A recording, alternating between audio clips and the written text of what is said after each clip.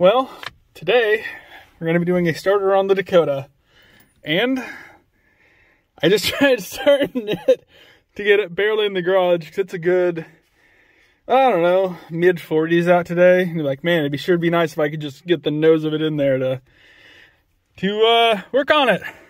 And this is where we are. Oh, winner chicken dinner today. Luckily, it clicked twice on me a few days ago. So I went ahead and was being proactive and ordered a new starter.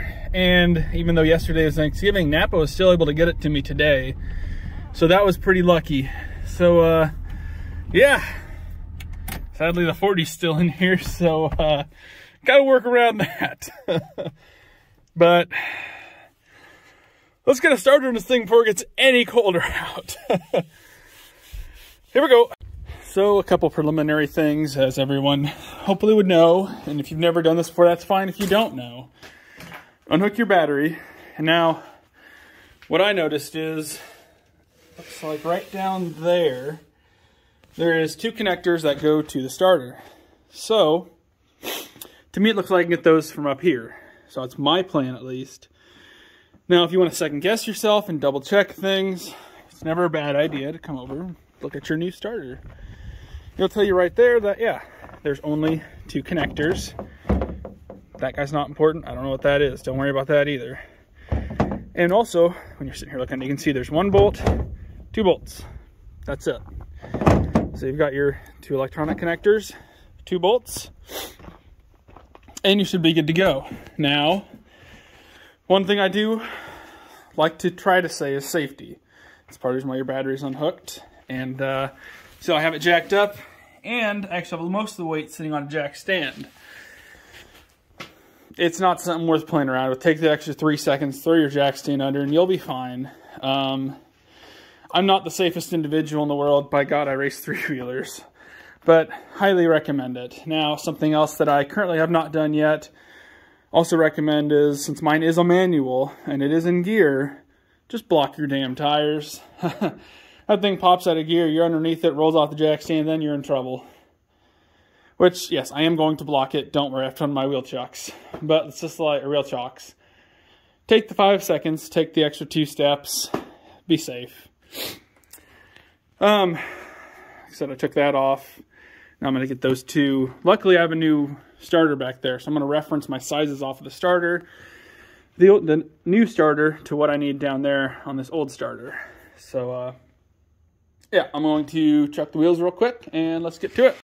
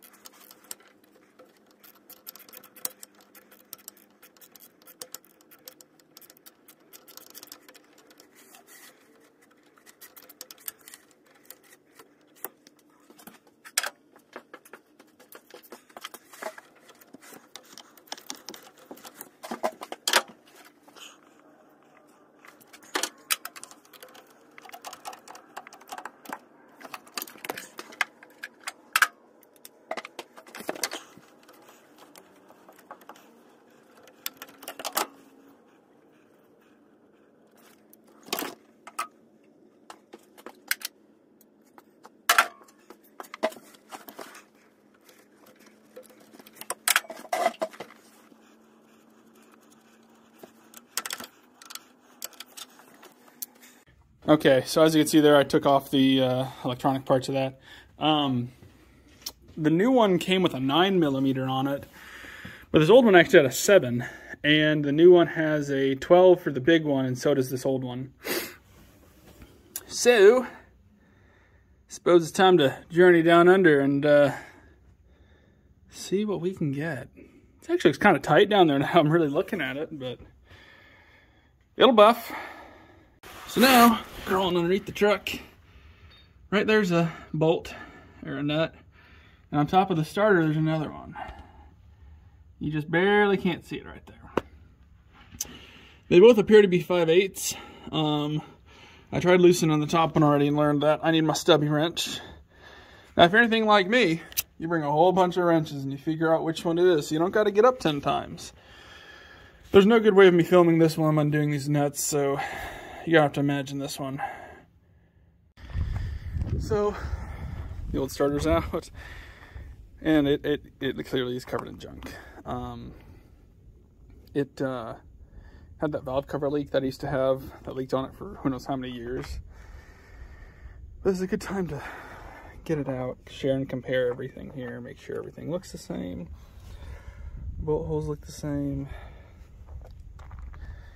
And this one was kind of tight to get out. It wasn't the worst thing in the world, but a little tight. So if you're doing this, be ready for that. You just kind of got to twist it and confibulate it the right way, and she'll plop down. It'll wrestle a little bit, but it's not too bad. So let's get shiny one in. Well, as you can tell, new starter's in. My best advice is get your bottom nut started. I had a bolt on top actually, so I had to contortion my arm all the way in through here so I could actually get my finger and thumb on there and turn it. And once it started, it was no big deal. You can tell it's just right up there.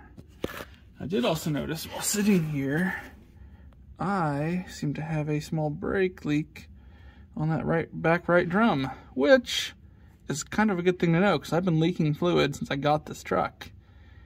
Never figured out where, so be ready for that to come up soon. My finger looked gross there. So let's go back up top side and finish this baby up.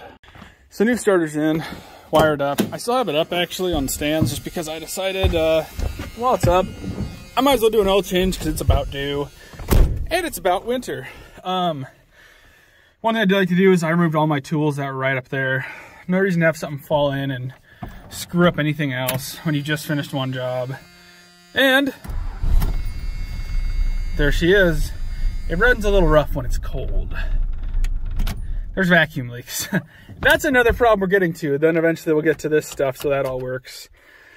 Currently it's only on defrost, but it's about to be winter, so that's fine. I'm too small for that. I'm too large for that gap. But yeah, that's how you change a starter. This is a very, very simple charger or starter change. I'd say if anyone has never done anything like this before, I'd feel more than confident somebody trying to tackle this. Like I said, the hardest part, trying to get it down and out. You just gotta confabulate it the right way and she'll eventually plop, but yeah, all in all, this is not bad at all. If anyone has any issues with it, it's fairly simple, and anybody who has any mechanical background should be able to figure this stuff out pretty easily. So yeah, and even like I said, if someone has never done this stuff before, basic set of tools, she'll do this. I think I used what, a 7, a 12, and a 5/8.